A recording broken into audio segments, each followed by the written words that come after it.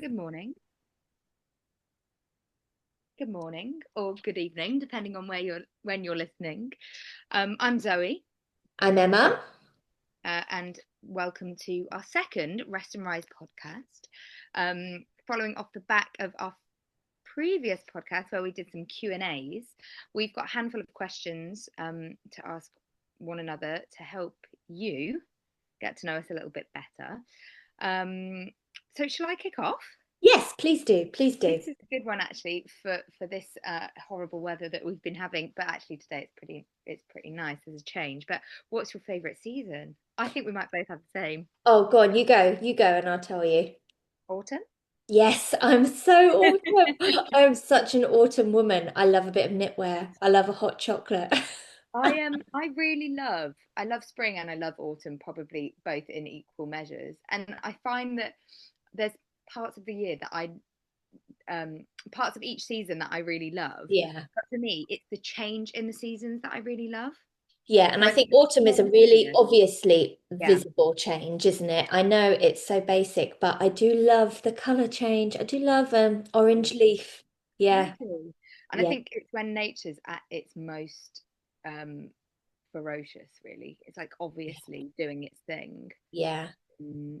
And I thought growing up that I was someone who really didn't adapt well to change. And maybe that's the case for most sort of children and adolescents. yeah, But I think as I have, yeah, becoming an adult, I was really like, change is great, change is good. So I think that's yeah, why I really love the change in seasons. I'm yeah. not such a big fan of like mid-summer or mid-winter. Mm. Really doesn't do much for me. Winter has obviously got Christmas, which is fun. And we don't really have, like these days, like this winter has just really been quite mild and wet, hasn't it? I Mm, really love it. I think what I love about seasons is that there should be a change. So like winter should be 100%. freezing and it should be frosty and Yeah, summer should be hot and should be flip-flops. But I feel like we're kind of merging into one sort of you tepid, are. drizzly.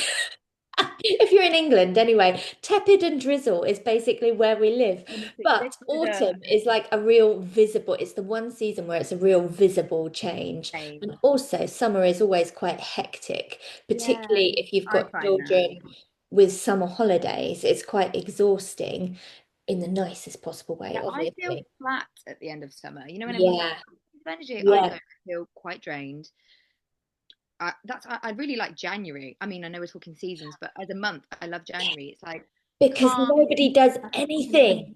restart, reset, reboot. I'm here for January. Yeah, and everyone's been social over December, so by the time January comes, nobody wants to do anything, and Love it. you can literally hide for a month. Totally. That's really unsociable of me, doesn't it? Can I just clarify? I really like being sociable, but then I like to retreat from it as well. So Yeah, summer's great, then I like to come away, and go Christmas is into that great, and then hibernation. I like to go away. So yeah, totally, Maybe totally. that, yeah. We like to autumn. If autumn was yeah, was an action, we autumn hard. So Um, hard. what jobs have you had in the past? Oh, so. A bit of a variety, actually. And my husband always tells me that I am like the queen of reinvention because I do chain. To be fair, I've had this sort of job for my longest job ever now. I've been doing this for 12 years. But I am very good at adapting my job and my lifestyle around my family circumstances and what's going on around me. So growing up, bar work was my absolute favorite job. I loved it. I worked in various shops. I've done cleaning, I worked in Boots the Chemist, I've done like all sorts, but bar work for me in my teens and early 20s was just so much fun because it was really sociable and your friends came in and you basically got paid to be at work while your mates were there, which was like brilliant. So I loved that. And I think it taught me a lot about interacting with people and just something simple like asking people for money. Like Yeah, I think it should be it's like quite, it is quite a construction. Like daunting every thing. team should work in hospitality, probably. Absolutely. And also, it teaches you how to deal with people being rude to Yeah, you, and how to, good like, people skills, doesn't it? Just yeah, yeah, totally. So I loved that. And then my first proper job, 40-hour week job, was I worked for a retail jewelers, a well-respected, I don't know if I can, I'm Yeah. not going to say names, well-respected retail jewelers. And I was there for 7 years until I fell pregnant with Ava, and I ended up managing one of their shops at quite a young age, which again was taught a lot about managing people and dealing with complications with staff and just like managing like stock takes and stuff, like all of that stuff. And I quickly realized when I was pregnant with my first child that that was not going to be sustainable, because we'd moved to Stratford where we are now, and I had no family nearby, and retail is weekends and Christmas, and when you're Oh, in management, of course, you do the longest hours. And it just, without putting my baby into real, which I appreciate yeah. a lot of Yeah. people do, which is fine, but without, I was leaving at 7:30 in the morning and getting back at 7:30 at night, and it just wasn't, and weekends, so it just wasn't going to work. So I stepped down from that, and then when I had my first baby, I was like, right, okay, what can I do to work around this, given the situation where, like I said, I didn't have family or anyone nearby to help. And at that point, I didn't even really have friends like to Mm. help. We'd lived here a couple of years, but I was working unsociable hours, so I didn't really have anybody. And my husband was working, long hours and often away. So I trained as a childminder when my daughter was about 3 months old, and then I became a childminder sort of unofficially for the local primary school. So I would do school run in the morning for people who were doing originally what I was doing, had to go into work early. So I worked from about 7:45 until 9, dropped the kids off. Then I had the day with my baby and then my second daughter as well. And then I would pick up primary school children at 3:15 and have them till about 6, 6:30. So that worked brilliantly because I Work had around my you. daytime with my little girls, and was able to spend that time with them. But it was great for them because from a young age, they had Yeah. people over all the time. They had to mix with all, boys and girls, different ages, people they probably wouldn't necessarily have chosen to be friends with. They really had to develop how to share and, yeah, how to mix with different age groups and whatnot from a young age. And then when my two were both in school, that was when I finally thought, right, what do I want to do? What do I want to do and what do I enjoy? And that was when I retrained for the first year as a reflexologist. Then another year, I did my sports massage therapy qualifications. And I had a real heavy couple of years because at one point I was doing childminding from 8 till 9, massage and reflexology from 9 till 3, then childminding from 3 till 6, and then I would do massage and reflexology from 7 till about 9.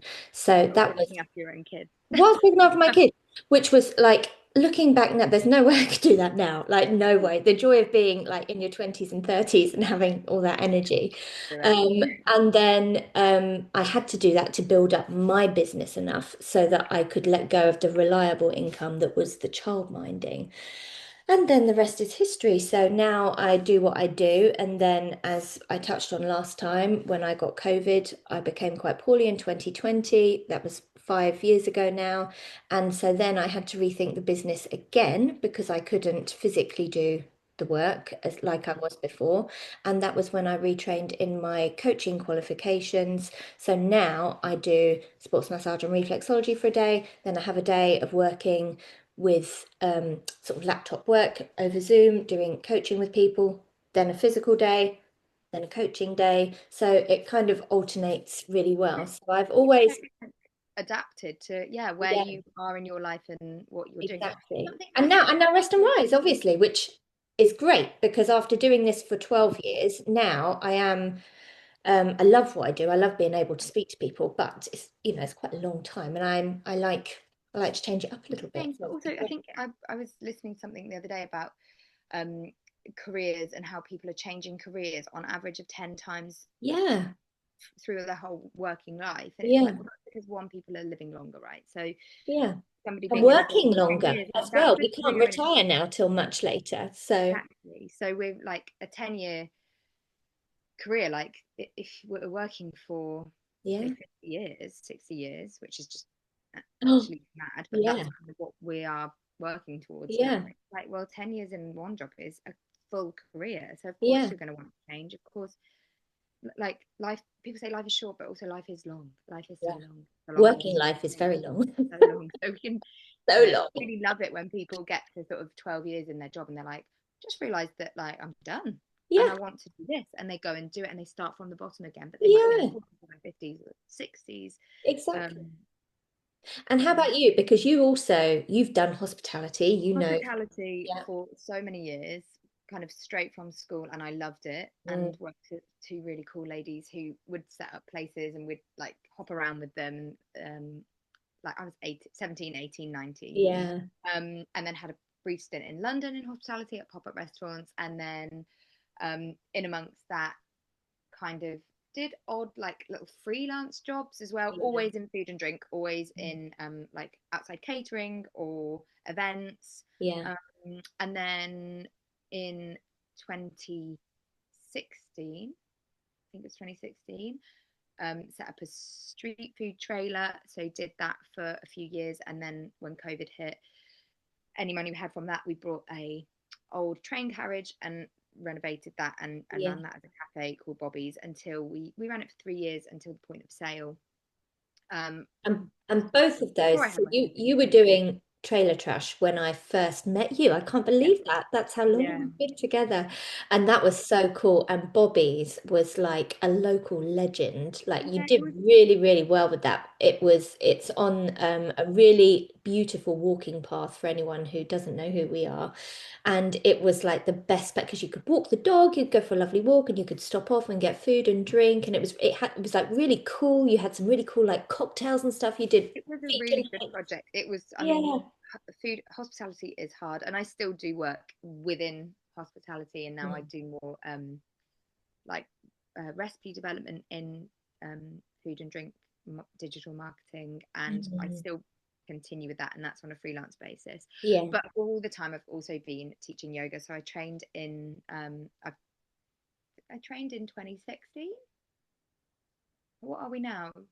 Oh no, 2018. Sorry, I did my first training in 2018, which was the 200 hour, and then started teaching pretty much straight away. I begged this studio in the Cotswolds, even though they needed teachers with 2 years experience. I went over and I was like, please, can I just teach you a class? And the owner of the studio was like, yeah, cool, I'm going to give you a chance. And thank goodness that she did, because Oh, regular slot on the timetable, actually two regular slots on the timetable, pretty much straight after qualifying. So that was amazing. And I've been teaching there now. I think this is going into the 7th year of teaching wow. at that studio. And then from the back of that, also had private clients, and then went on to do more training in yin and katona and adjustments and loads of other little trainings. So I've always ran those two side by side, whilst also doing the things like random supper clubs, or we had a cocktail cart which we set up at the same time as the street food trailer, and we'd put that into events. So always kind of like dipping in, doing food styling for different companies, but all very like freelance. So managing it, but also then that comes with its own worries, really, because you're just thinking, hang on, where is the money coming from? I need to find the work. So yeah, but Yeah. to me, it all kind of links into, I don't know, food, wellness, So, life, basically. I don't know, for me, yeah. it all kind of links up. Well, knowing what I know about you, it does. So just for so everybody knows, if you are one of our Rest and Rise members, we have a section of recipes which Zoe designed. So obviously her background in food, but although you've done street food and Bobby's and all of your food that you do is all it like there's no nasty stuff in it. It's all really lovely, healthy, beautiful, flavoursome, very aesthetically pleasing, I have to say that it all looks lovely. But it's not like, chips and or if there is, there chips that you've made. Like it's all really lovely, lovely, I think sort of it's like healthy, nutritious food. the joy of eating and drinking and socializing, and Yes. there's got to be a balance between being well, but also Yeah. like enjoying your life. And And actually, the two go food hand in can hand, take you don't away they? from it. Because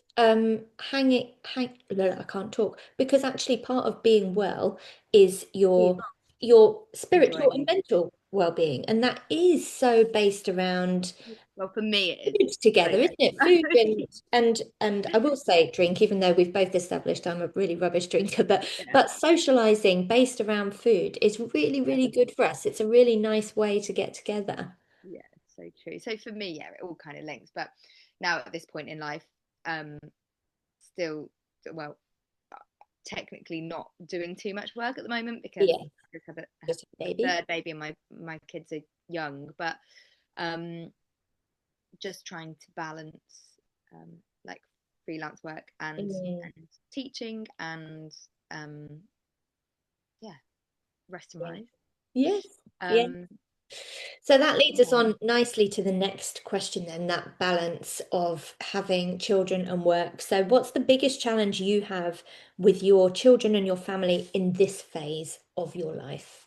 So obviously I've got a newborn, which is physically quite demanding. But I was saying to a friend the other day, actually, I don't find the physical part of having a newborn the challenging bit. Like I'm quite Mm, resilient when it comes to like waking up in the night, not having any sleep, someone being attached to you pretty much constantly. And I think as well that's because I also know how to look after myself. So if I am feeling overwhelmed, that I know how to counteract that, like yeah. whether it's just like moving my body a bit Mm, or giving the baby to someone else to hold whilst I have a shower or yeah. nourishing your body in the right way. So Mm, for me, it's obviously a challenge, but I don't find it sort of like overwhelming. However, the toddler stage and as they get a little bit older, the emotional um, demands that your children have on you, I do find quite challenging. Like I just feel like I'm getting it wrong quite a lot of the time. yes. And what about if I've just messed them up by losing my temper? Or what about if Mm, I've traumatized them by saying this or doing this or whatever it is? I find that is such a huge responsibility. And I don't know how you can not find that challenging unless you're maybe a professional in that sector.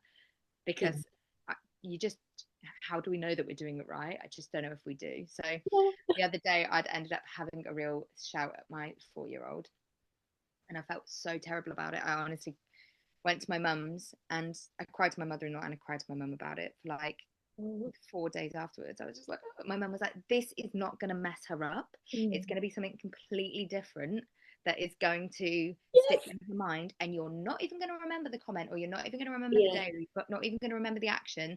But that will stay in her mind and it'll Mm, be something so minor. That's not gonna mess her up. She's just gonna see that you and of course we did the right thing afterwards.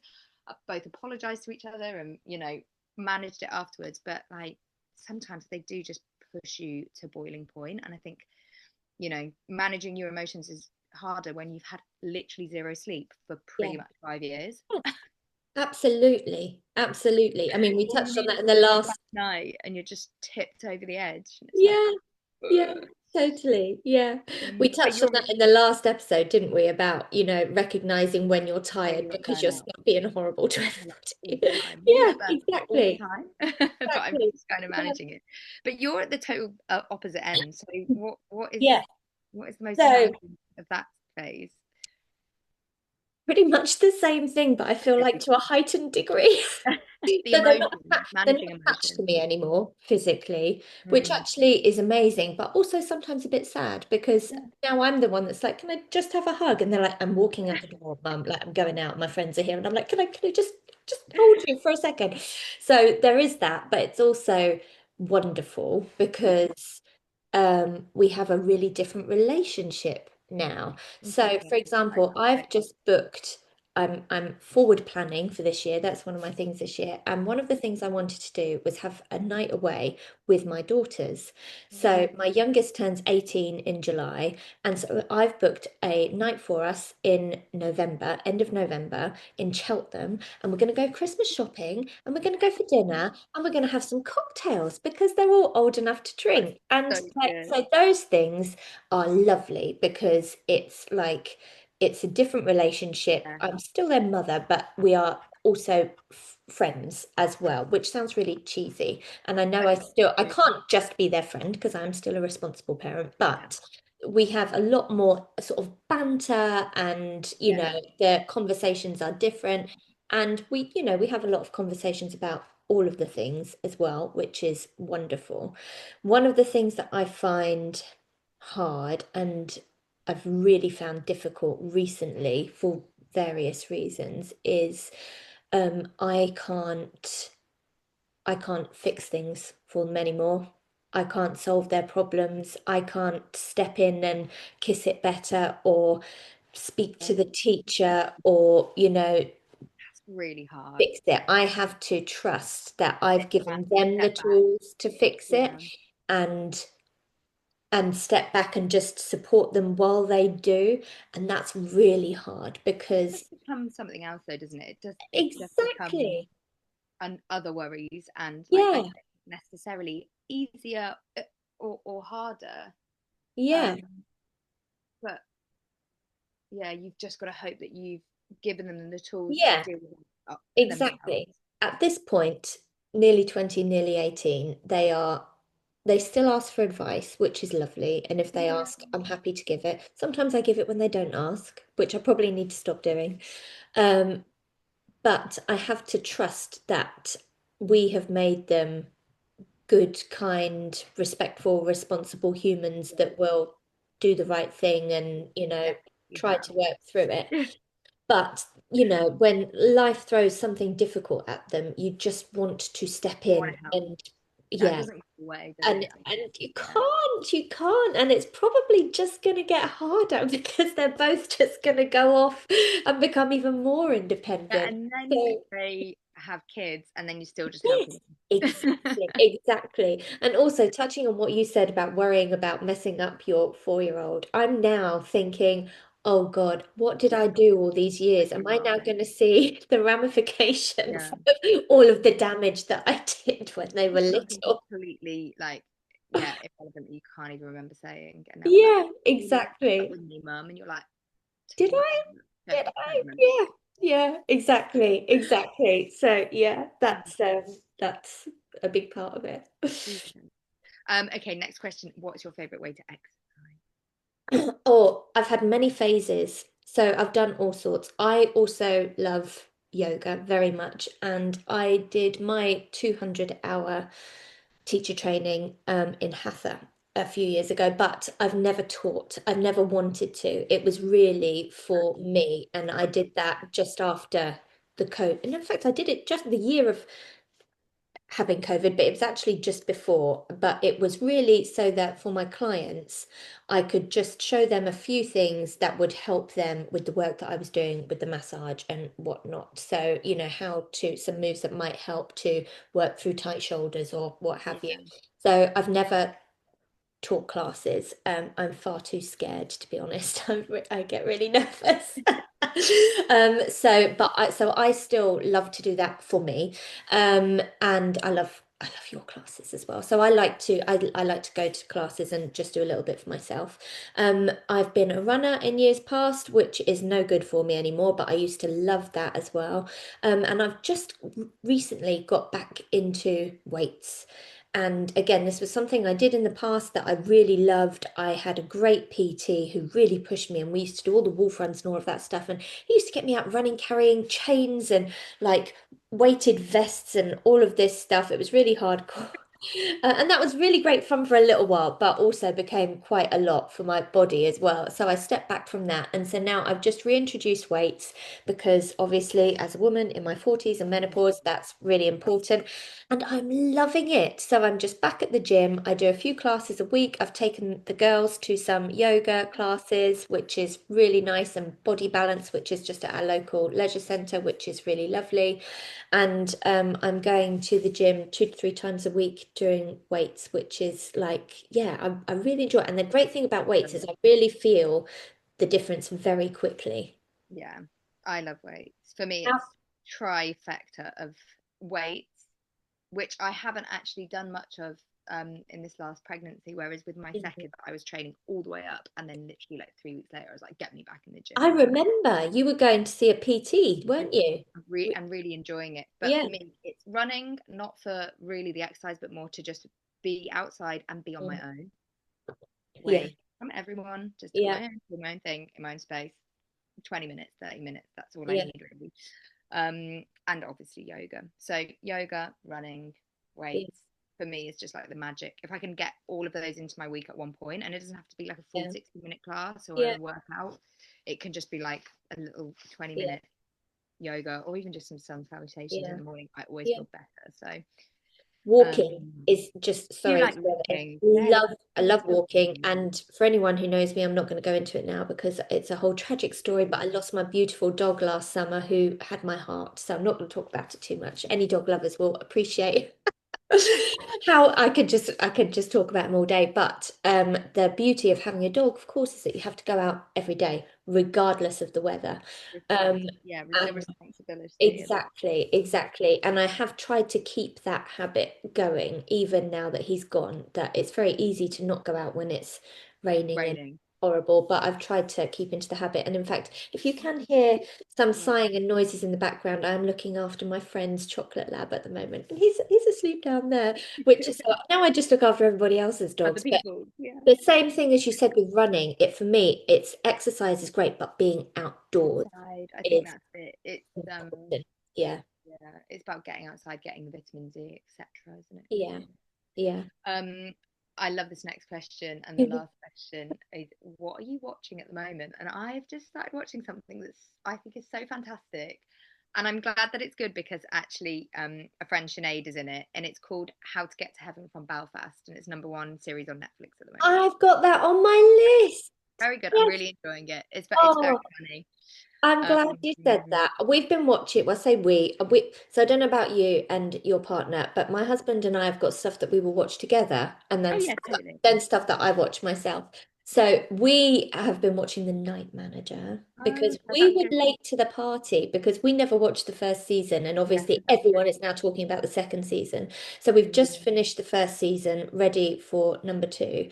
And I have to say, Tom Hiddleston, obviously fabulous, but Hugh Laurie as a baddie is just fantastic. So I've really enjoyed that. And I've That's also on my watch. watched on Netflix, I watched His and Hers, which is also quite a dark, exciting thriller. So what you've just said about the one that you're watching, with it being quite funny, I think I'm ready for something light that's not murderous now. Yeah, I need It something. is murderous. It is murderous, Okay, but but it's with humor? not grim. It's not grim. It's Yes. very funny. It's laugh Yeah. out loud. Yeah, lovely, which is great. So I need to do that next. All right, I might have to go because I've got a crying baby downstairs. Oh Okay. dear. Well, that's been lovely. Thank you so much, Zoe, for coming. So, if you have enjoyed what we've been talking about today, you can find us at restandrise.uk, where you can find all about our online community, a ever-growing library of resources, of all the wellness things, yoga, breathwork, some EFT, meditations, all of that stuff. And we also have the occasional in-person workshop. Next one coming up is Monday, and the links are all there. You can also find us on Instagram at restandrise_. So hopefully we will see some of you there. See you there. Thank you so much, Zoe. I'll let you go and sort out Crying Baby, and we'll see you all soon.